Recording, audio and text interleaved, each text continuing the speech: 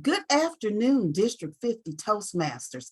This is a leadership learning webinar, and today's webinar is on generational communications. I want to thank you all for attending today's session. I know it's the holidays, but this information on generational communications is just as vital for your holiday family gatherings as it is for when you work, when you go to school, when you do your community events, and when you attend your Toastmasters meeting. Without further ado, I want to introduce a distinguished Toastmaster, a Toastmaster extraordinaire. She's an entrepreneur. She is a business owner. She is a lady that does everything that she can to not only promote education this year as the TLI chair, and as the quality education chair, let me take that back, as the quality education chair, but in the past serving as chairs for conferences, for leadership learning or webinar Wednesday sessions. She's a lady that has her fingers in everything education related in District 50. I would like to introduce our moderator for today's session, and that is none other than Denise Castille, Distinguished Toastmaster. Take it away. Thank you so much, Naomi. I always say, if you need a boost, like your self-esteem, you want to be a part of what Naomi's doing, because she's going to give you the most amazing introduction. Thank you. I really appreciate you. I am over the moon with excitement about our topic, our panelists, and the takeaways that I know we're all going to take away. You know, when we say that someone is a moderator, it sounds so formal. And I want to make sure that we understand what my role is. My role is really to ask you the question and just kind of facilitate the conversation. And I know it's going to be a good one. Before we start with the questions, I'd like you each to introduce yourself, but don't just give us your name and your home club. I've got a couple of other things I'd like you to share. One, of course, tell us your name, your home club. Tell us how you prefer to communicate. So what is that like? Text message, pick up the phone, however you like to communicate. Then tell us your social media platform of choice. Now, it will be a little concerning if you say, what is social media? That would be concerning. But if that's your answer, please just add it in there. And it may seem weird, but we'd all like to know, how do you pay for things? What's your preference? Is it a check? Is it cash? Venmo, Zelle, debit card? Denise, I don't pay for things. Whatever it is, please give us your introduction. And where are my panelists? I see Distinguished Toastmaster ×2, Christopher Williams. Would you get us started?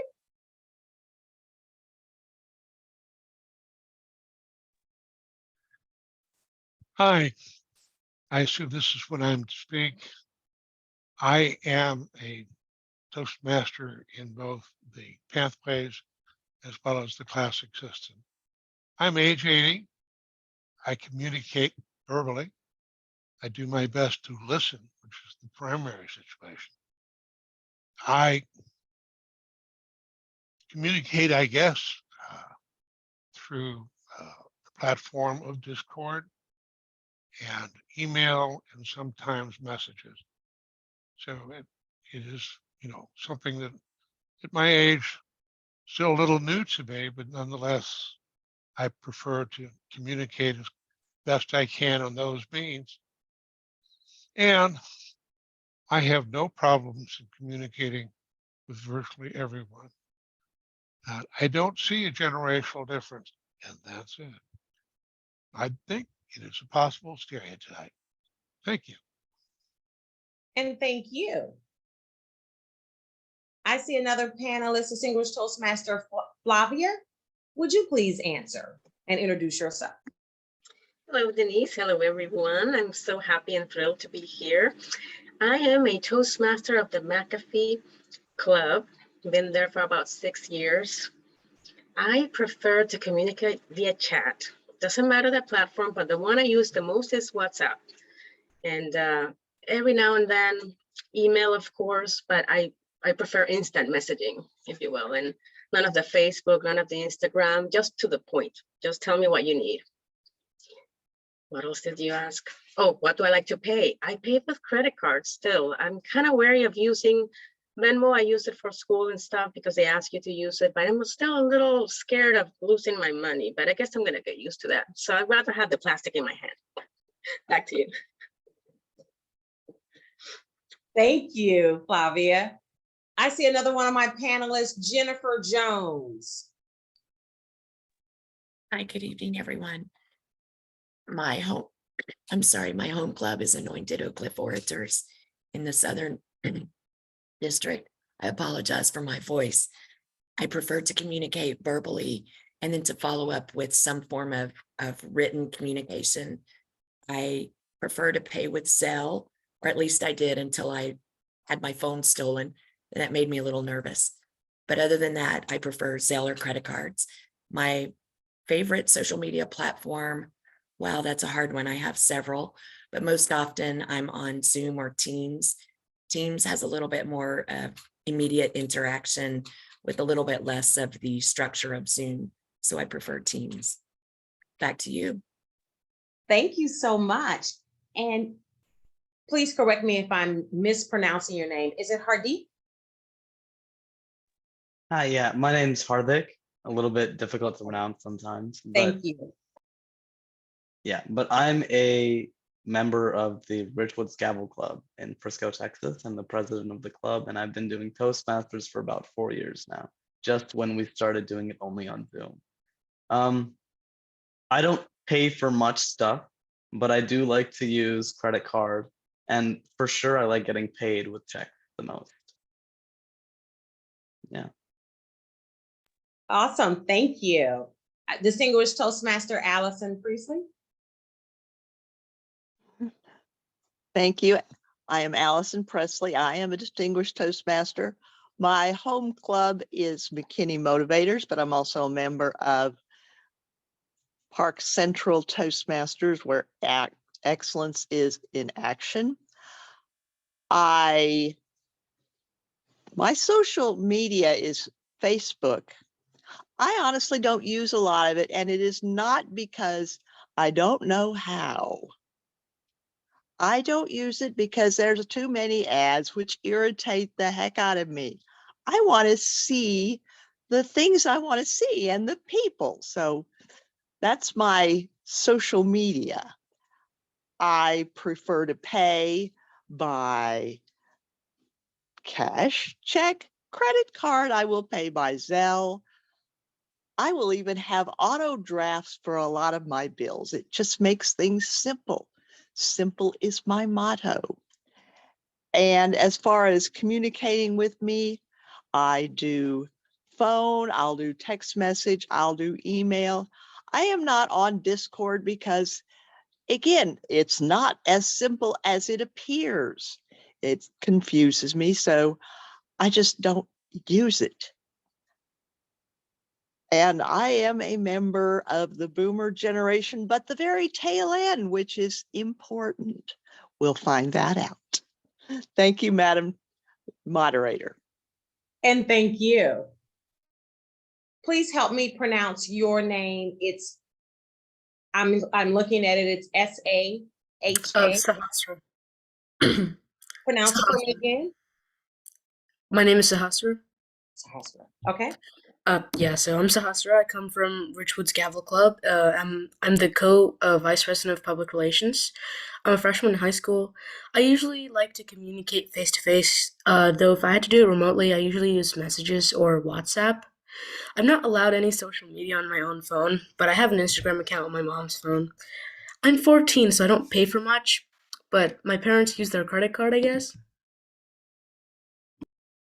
Awesome. Thank you so much for being here. I love it. And I think I have another one. Jared? Yes, ma'am. Good evening, everybody. My name is Jared Lofton. I'm a member of 200 Watts. There I'm filling the role of VP of PR, and I'm representing the millennial generation.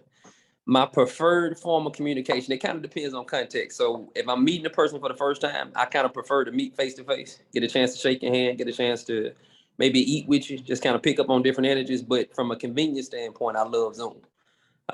Zoom or Google Hangouts is kind of my secondary option.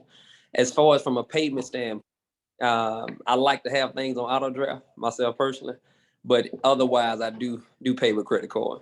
Typically always online though. I never walk into a place to pay for anything unless I'm at the store and I gotta pay for it in person. Okay. Okay.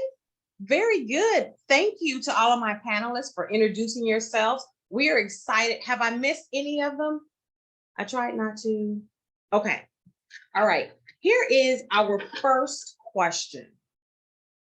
What do you see as the biggest challenge to having 6 generations actively interacting in the workplace, in schools, and in the community? What do you see as the biggest challenge to having 6 generations interacting? Who would like to answer first? All right, I see Jennifer's hand. Here. One of the biggest challenges for 6 generations being in the workplace, I feel like the different generations, each generation communicates differently. And until we are willing to be intentional about learning how other generations communicate, it's not always real effective. And so it causes issues. Lack of communication causes trouble at work or even in relationships. So until we are intentional about understanding how other generations communicate, I feel like we'll always struggle with understanding how to send information and share it, as well as how to receive it. And so that's my biggest thought on 6 generations. Thank you. Which of my other panelists would you like me to call? I see Mr. Christopher. And you're on mute. I bet you're saying great stuff.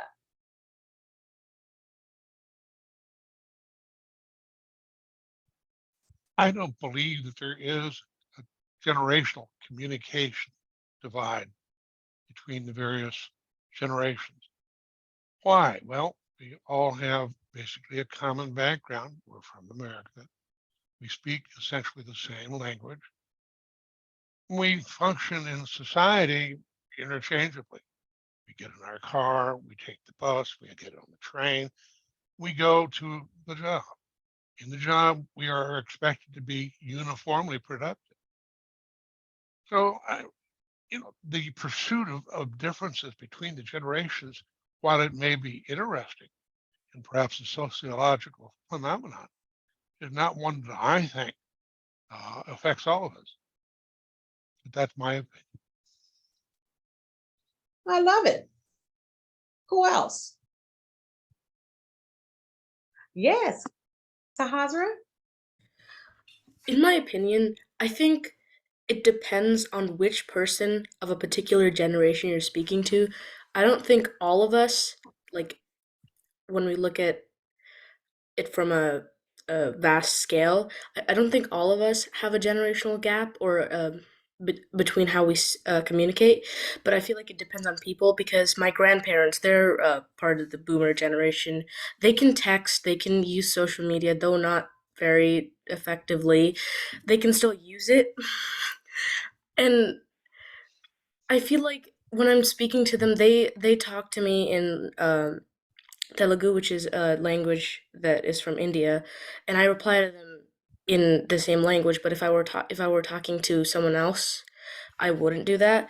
And I think that most of the gap that is coming is because of like the levels of open-mindedness each person has in each generation. I'm not trying to stereotype, but I feel as though some of the older generations are less open-minded to like the new technology that is coming out and new ideas that are being presented.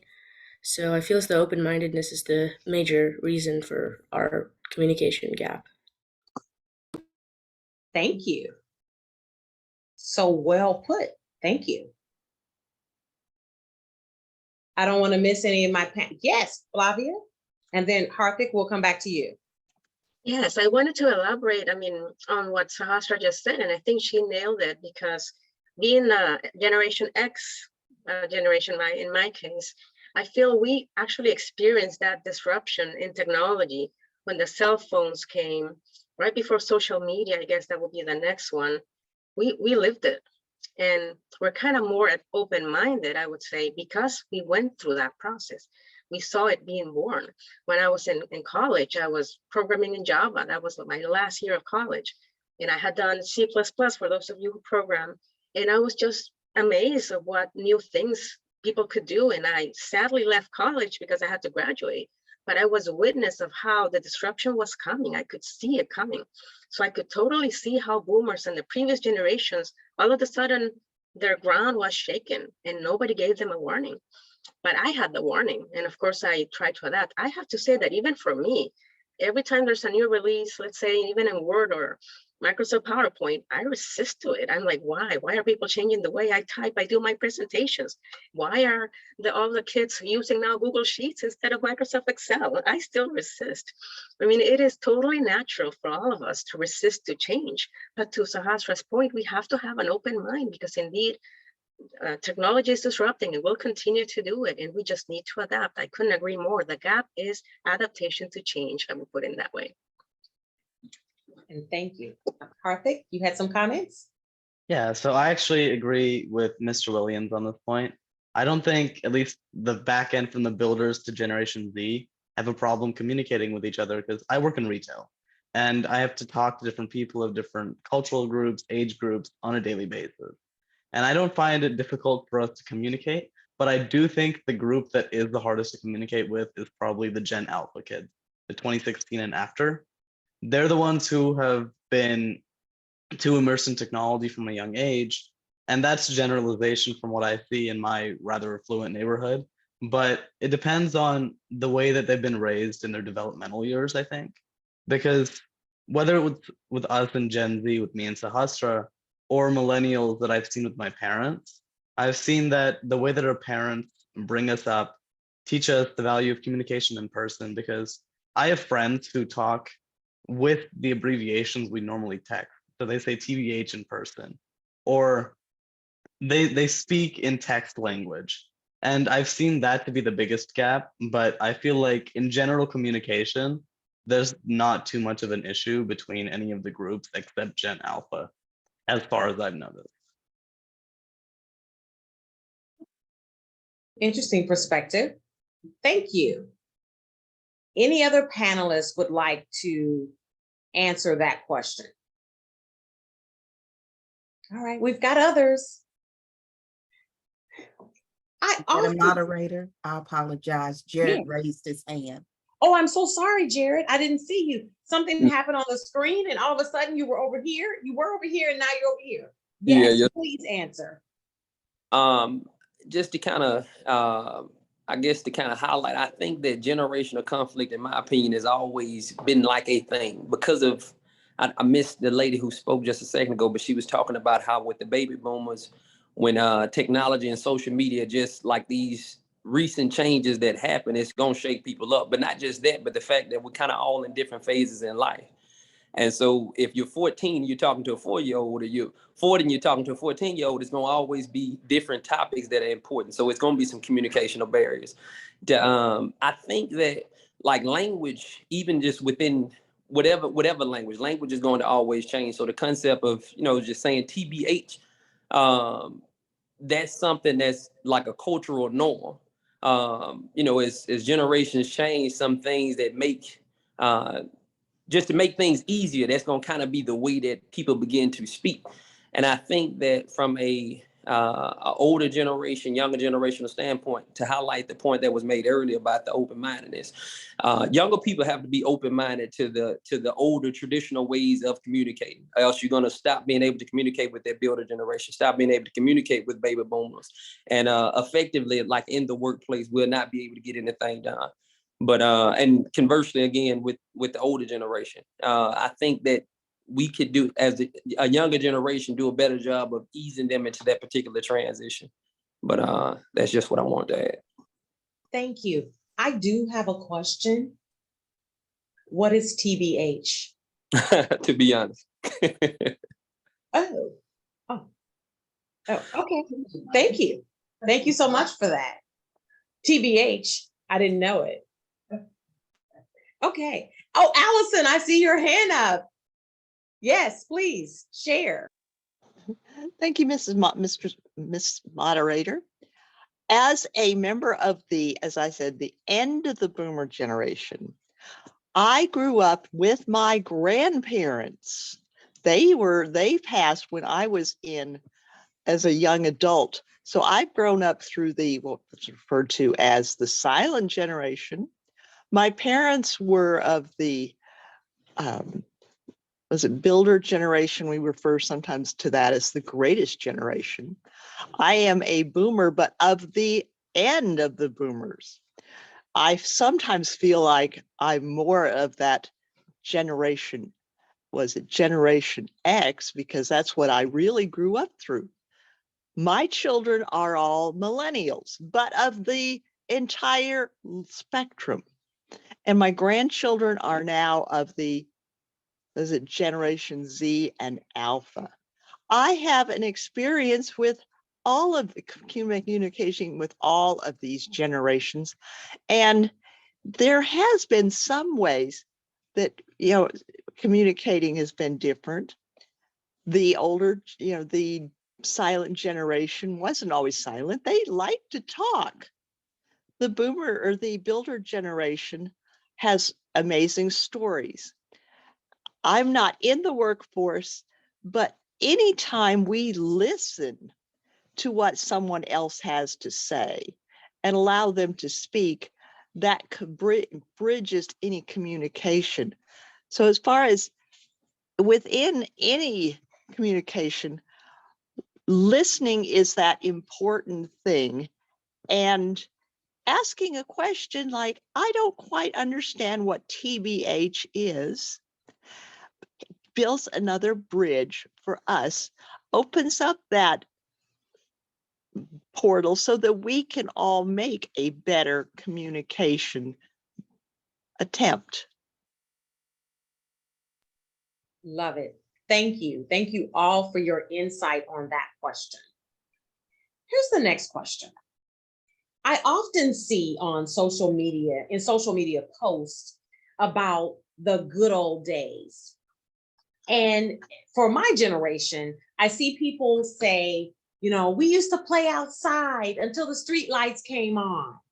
And we would ride our bikes without helmets. We would drink water out of the hydrant. Let me be real. TBH, I didn't drink out of the hydrant. I would always go inside and get a glass. But some of my peers may have been drinking out of the hydrant, and we jumped rope, we roller skated, we played red light, green light. I would like to hear from the panelists. What is it that kind of defines your growing up, your generation, that you would love for the other generations to have experienced?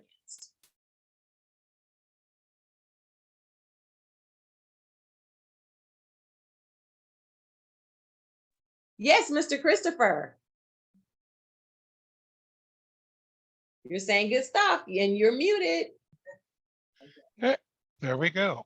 Out of respect to all of you, I really think that we're looking for differences where perhaps there are generational differences in terms of some people are younger than others. But we still have a commonality amongst all of us.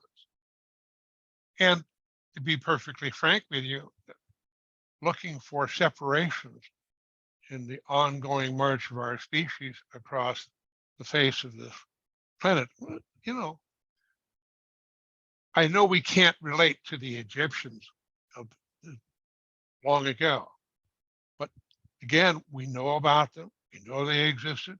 They came and they went as an empire. Again, we're looking at time shifting events, and things will change over time, but we're still as a group going through those time shifts. I really think that looking back for differences between now and then kind of wasted time, because things get different over time because of the increase in technology, education, and effort. Back in the 40s, there was no space effort except for the German Nazi. Long and short of it, though, is we have it now. We will have things like fusion energy in the future. None of us have experienced that, but this is something that will occur over time with progress of a civilization. But to look for differences, what good does that do? Generationally, I guess I should be yelling at everybody to get off my lawn, or this can't be done, but we're not going to get to that today. Thank you. Thank you. Yes, Sahazra, yes. Share with us. In my opinion, I like this one quote. It's everyone is a product of their circumstance, so I feel like we shouldn't generalize each generation because, like, yes, I did have I'm from Generation Z, but I did grow up in the time of like Generation Alpha. Like, yes, I did have like scooters and fidget spinners and stuff like that, but I feel like I grew up in India. I moved here when I was 10, and my experience is going to be different from someone who is born here and was brought up here. So I feel like we shouldn't generalize, and we should consider where people are from. Again, bringing up the open-mindedness point, we should consider where people are from and what their background is before we start, discussing stuff like this. Let me be a little clearer.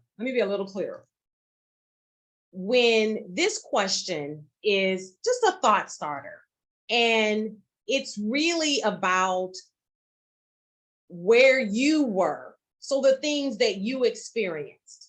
I have an 8-year-old niece, and my 8-year-old niece, she will not ever have the experience of staying out until the streetlights come on.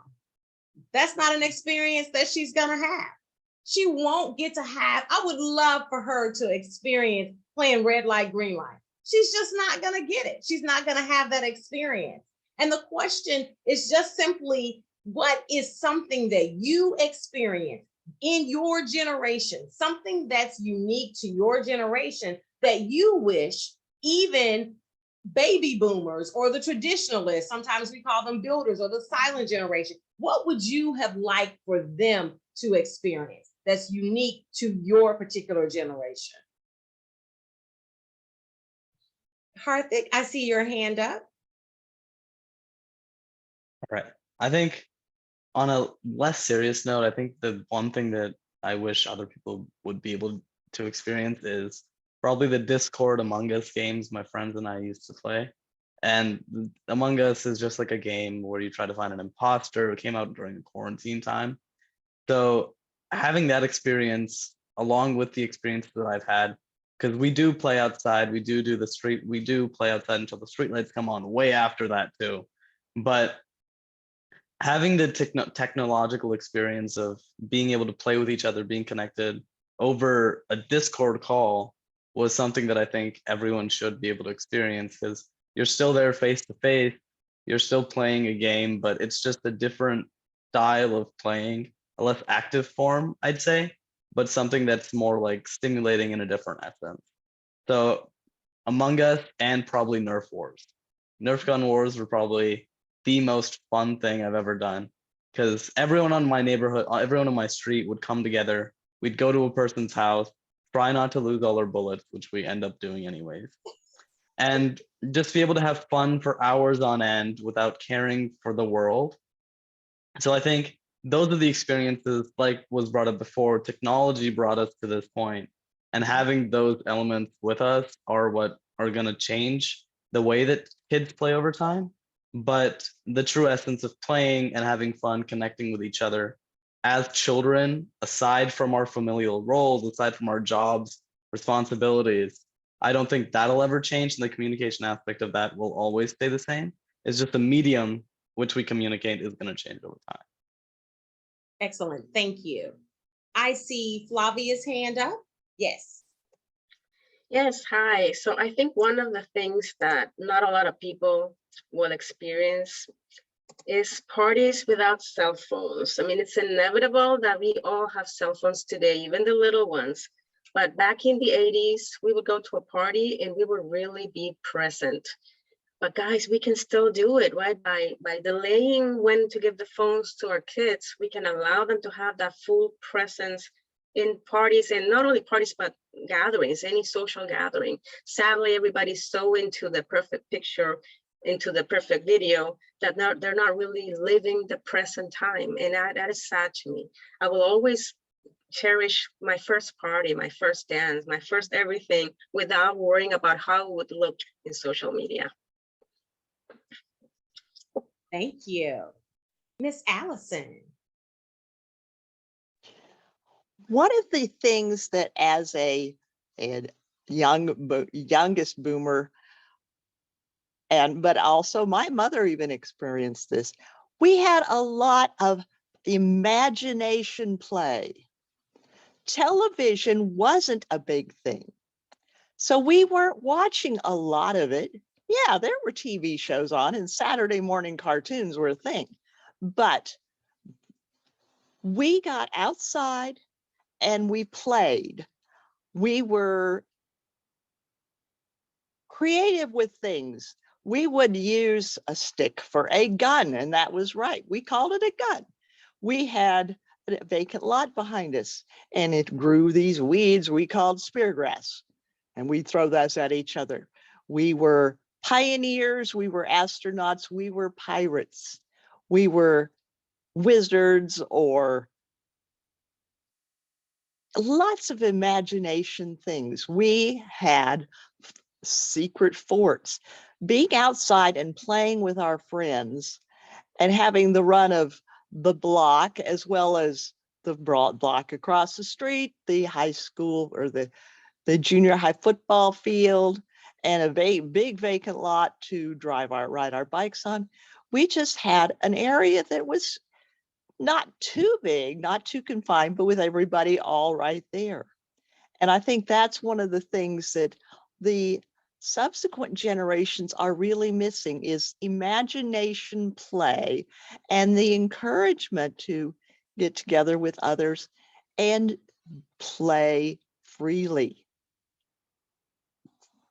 Thank you. Sahara, do you have another response? Okay, go right ahead. So when I was a kid, about like 8 or 9, I lived in this like high-rise-ish apartment in India, like right, and it was like pretty big, and there was this like giant like terrace on the top with like a high um fence type thing that you could climb on, and then you'd put your legs on the other side, and it would be like, "Ooh, you're so cool."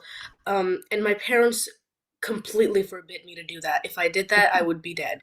Um, so of course I went ahead and did it. So one day I got my little Beyblade set, and I went up with my like a group of like 5 girls or something, and we like started doing Beyblades on the side of it. Um, and our goal was to like not let it fall over the edge and fall down like 5 stories. And it was like going good for like 30 minutes, and then my Beyblade fell. And I knew my parents would find out eventually because, they'd be like, "Hey, where's your Beyblade?" Or something like that. So I feel like this like coming generation, Generation Alpha, I have a niece. She's 3 years old, and like nowadays, I go into Walmart and I see their toys, and their toys are like so much more advanced than my toys. I had like a Barbie toy, and now they have like a Barbie toy with like a 7-story building, a working elevator. So I feel like even their toys are getting high tech nowadays. I feel like they won't, again, as Miss Allison said, they won't have that imagination element or that thrill. Absolutely. Thank you. Karthik, is your hand still up or you have something else? I had something else. Please share. Okay. So I wanted to talk about the point that Mrs. Presley and Sahasra just made about the imagination aspect. And I don't know if this is just a me thing or the my friend thing and we're weird like that, or if, but what I found out is that with the movies and the new media and the new stuff that comes out, I think one of the biggest things I remember from my childhood is I watched the movie Bolt once, right? The dog goes super fast and it's all the dog's imagination that he's a superhero. But watching that movie made me and my friends end up playing the movie out ourselves outside in our houses around the entire block of our apartment buildings. And I feel like the imagination aspect of our generation as Generation Z and Alpha hasn't been diminished, but just changed in a way to adapt and build off of stuff that we see now. Because I know that we don't do Wizards or we don't play Pioneer anymore, but we do play stuff like Bolt or play superheroes. Barbies are way too expensive and way too weird now. They're too imaginative, I'd say. But I know we try to role play stuff. We try to pretend we were different people, and we try to, again, get away from reality. I think the whole part of our youthful communication is to try and become something that's not who we really are sometimes. And I don't think the imagination aspect of our lives has gone anywhere so far. Absolutely phenomenal. Love those answers. All right, here's another question. What is the best thing about having 6 generations interacting at one time? What's the best thing about having 6 generations at one time? Karthik, I see your hand up first, and then we'll go to Mr. Christopher. Okay, I think it's the stories. The stories that we hear from our grandparents, our parents, the stories that our parents tell us of their grandparents telling them stories, I think are the greatest things that have ever been passed down. Because having the generational knowledge that we have because of technology, being able to communicate with my grandparents all the way across the globe, and not having that barrier among us is the greatest thing that has happened and the greatest thing that can ever be passed down.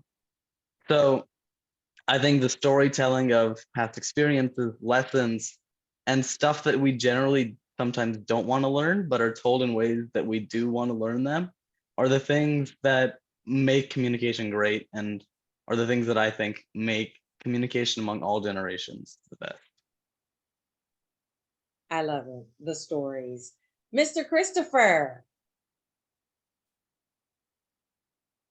you're saying great stuff again. I don't believe in the mute button. Anyhow, long and short of it is the distinction of generations by the events they experience is kind of folly in a sense. We all go through time together. We will all experience events as they occur in our generation. Long and short of it is we still do the same thing.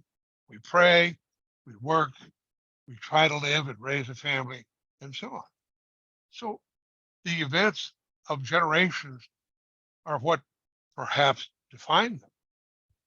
But that's kind of taking a very, very hard, frozen view. Events don't make the generation. Generation make the events. And so you shouldn't flip it the wrong way. That's my 2 cents. Thank you. And thank you. Jared and then Sahasra. I think just the fact that it's so much wisdom, and it's kind of similar to what Hartman had spoke earlier, but it's so much wisdom that's here like at this moment. The older I got, the more I realized that even though times were different, my grandma, who just recently passed away, but the things that she could express to me, she could see like the core of a situation that I was going through. And it's just so much wisdom that's there when you have so many converging kind of generations going. It's opportunities for us to learn. I think a lot of the times when it's so much just homogeneousness, like everything is kind of the same, you don't really learn as much. But when things are kind of different and you have some variety, you have some bit of flavor that adds some good stuff to life. And so I think having all these generations together provides that in large part. I love it. Thank you. Sahasra. Yeah, again, as Hardik said, I feel like I will never forget like all of the Hindu myths and stuff my grandparents told me when I was like 5, while, like feeding me food or something, they'd be telling me like a bunch of these stories and I'd like act them out and stuff like that. It was so fun. And I know if I ever have kids, I will tell those stories to them and I hope they pass it on. So I feel like the stories and experiences are what make up this vast generations, and it keeps it interesting. Absolutely. Oh, Miss Allison, I see your hand up. Yes, please share. Thank you. Having a number of generations communicating with each other, like Hardwick said, the stories that my parents told about the Depression, the good things, the bad things. Stories are what connects all of us. We don't connect with statistics or these kind of things. We connect with the stories. They're emotional. We are emotional people. And so the stories, again, they connect us and they provide us with lessons, both good and bad, humor, and within the family circle, they make us who we are. Even a decade or two after, the kids joke about the Thanksgiving, we had way too many mashed potatoes. And so they suggested that we have a mashed potato fight instead of a snowball fight, and got a little out of hand, and they were starting to throw them over the fence at cars. But the humor and the stories bring us all together, no matter what our generation is, because I noticed you were laughing at my story, and I'll bet others were too. How many kids think about throwing food and their parents letting them? But my children now are embracing the stories that their grandparents told about the Depression and how to preserve food, how to get by on less. These things are cyclical. We need to hear these stories. So generations are telling their stories and keeping us together and keeping our society going too. Thank you, Allison. And Jennifer has been communicating with me. Jennifer has a sore throat and she wants me to share, I think, correct me if I'm wrong, Jennifer, she wants me to share her thoughts. And I am just waiting for her to put those in there. So she's probably typing as we speak. And as soon as she's finished, it's not like on the phone where I can see her typing. I just believe that she's typing. As she's doing that, I can't believe our time has gone so fast. I want to go around this one last question. I want you to, we're District 50, and there are 6 generations actively interacting in our district. Share one best practice for leading a multi-generational community or workspace. Share one best practice that you have for leading a multi-generational community.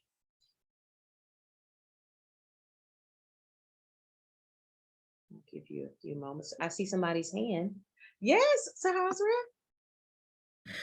So I'm part of a robotics team, and most of our mentors that we have that help us around with our stuff, because we go to competitions during March.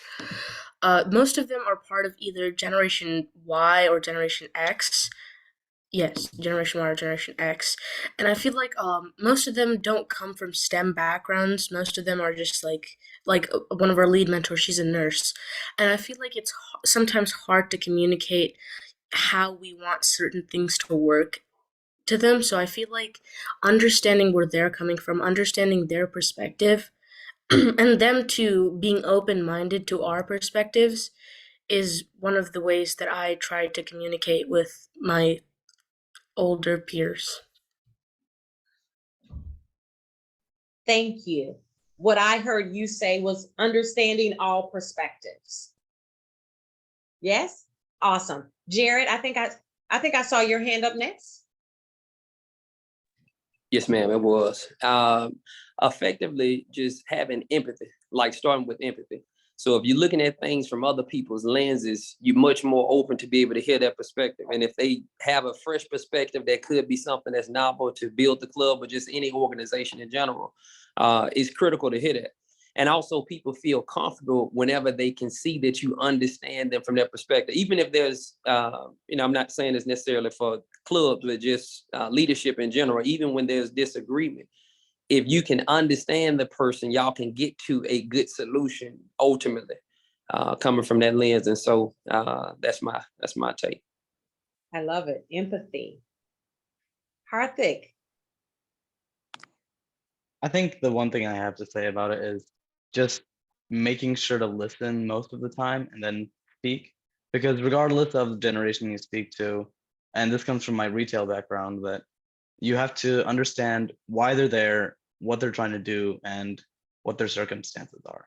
So without understanding those things, the fundamental things about a person, whether that's being able to empathize with them or having enough respect for them, or at least showing some respect to them to make them feel heard. I think that being able to listen to people is the biggest thing when communicating with any generation. I know my dad always says you have to listen 60% of the time and then speak 40% of the time. I don't know if that percentage is correct or not, but it just depends on who you're talking to. And I feel like the listening aspect is the most important part whenever you're trying to communicate with someone who you're not accustomed to culturally, or you're not used to speaking to. Like, for example, I can speak to Sastra however I would choose because it's a casual conversation. She's my friend in my club. But like I'm speaking with Mr. Lofton or Mr. Williams, or even Miss Presley, as I've communicated with through the call, it's a matter of communicating with respect, listening to their ideas and making them feel heard, so that the communication is a two-way format instead of just shouting out your idea. Thank you. Listen, then speak. Possibly listen 60% and speak 40%. We're not sure exactly on the percentages. Thank you. Who else's hand was up to give us a best practice? No? Yes, Flavia. Yes, I totally agree with all the points that have been mentioned. And the only thing I would add is that we also, as communicators, would try to make empathy indeed by choosing messages that resonate with the other side of the audience. So if you're trying to pitch something, it may not sound the same to a boomer or to a Gen X or a Gen Y and Z and so on and so forth. So we need to tailor our message to the audience. And in our communities, we may have mixed audiences, or we may have one type of audience, but definitely, again, tailor your message in a way that resonates with the other side so that the message gets across. Thank you. Miss Allison. Thank you. Best practices. You started out asking us how we prefer to communicate. And just as a leader, I'd like to know how people prefer to communicate so that I know the best way to communicate back with them. Do they prefer to get a text message or an email, phone thing? As I said, I'm pretty much open to anything, but some people just don't like various things. Ask them about that. Anything that you have a question about relating to any generation, if you're wanting to know ask. If it's a cultural thing, ask. Be respectful of them and find out, like, how would you prefer to be addressed? You know, the person's names are very important to them. But and also we've had, through my lifetime, the racial issues, and now we have gender issues. How does somebody want to be addressed? That's important to them, and respecting them. So as a leader, we want to show respect. Thank you. Mr. Christopher, did you have your hand up? Please. You're saying good stuff and you're muted. I can only move so fast. I think we're looking for differences that are based on events. And it's given that each generation, and I'm just looking time slots, will have different events that occur. I mean, this is the flow of the world of time. But we have a commonality between generations that supersedes the time when they occur. And it is something where I can relate to Joan of Arc's great faith, even being tempered by fire, to the Vietnam veteran who stands there looking very tired, worn out, and waiting for a medevac. Those are two different events over two different areas of time, but there's commonality. Both of them are being put to the test and meeting the challenge as best they can. So we have a flow of time with different events occurring, but we have the same people effectively going through time. So generational differences, I think that's a very shuttered way to look, almost like you have blinders on. Oh, okay, it's my generation versus their generation or their generation. And thank you. Thank you. Thank you.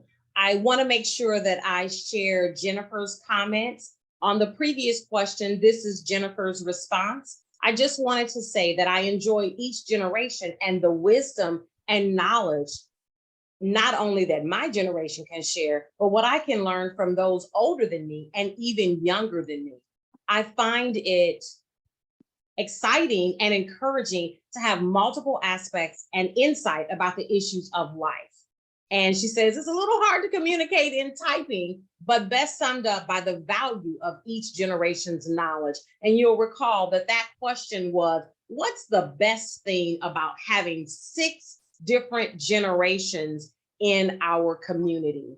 And she does have an answer for our last question, which was, what is one best practice for leading a multi-generational community? And what she said, this question to me comes back to my original statement of being intentional, excuse me, about knowing how to communicate with others, not in your age group or generation. And I think that, Jennifer, that is an awesome way for us to end. And I think it just kind of brings everything that everybody said in terms of just something, understanding all perspectives, empathy, listening, then speaking, tailoring your message, and ask them questions, ask them how they want to be communicated with, ask them what their preference is for this, ask them, communicate with them. That's all that we've said. That's what this conversation has been about. I certainly appreciate all of our panelists today. Here's the thing, every generation has different ways of operating, different motivations, and different reward preferences and rewards. Even with all of these differences, each generation shares some key similarities. Every generation wants to be respected, they want to be challenged, and they want to be rewarded and heard. Again, thank you for allowing me to be your moderator. Thank you, each of our panelists. And thank you to each of you who came to Leadership Learning. And as always, distinguished Toastmaster Naomi Lawler, you do a phenomenal job with putting these topics together. Thank you, and thank you. For me, happy holidays, everybody. And we'll see you soon. Back to you, Miss Naomi. Thank you, Denise. What an excellent session. I tried to write as fast as I could. There was a lot of great takeaways, a lot of them. I hope this session helped expand your communication skills as well as your knowledge as to how we can communicate with one another. At this time, I know you're ready to go. You probably have other things scheduled to do, but please be sure to download the chat to your computer, complete the feedback form so that we can know not only how well did we do in providing the information to you on this session, but what can we do to improve future sessions. We're always looking to raise the bar to help improve the sessions and help you get the information and the knowledge that you need to be a success in life. Good evening, everyone. Thank you for attending. Thank you to our wonderful panelists. You all knocked it out of the park. Thank you to our dynamic moderator. Oh, you did such a great job. I truly appreciate you all for attending. Have a wonderful evening. Merry Christmas, happy holidays, dynamic new year, and keep leading, learning, and growing. Bye-bye.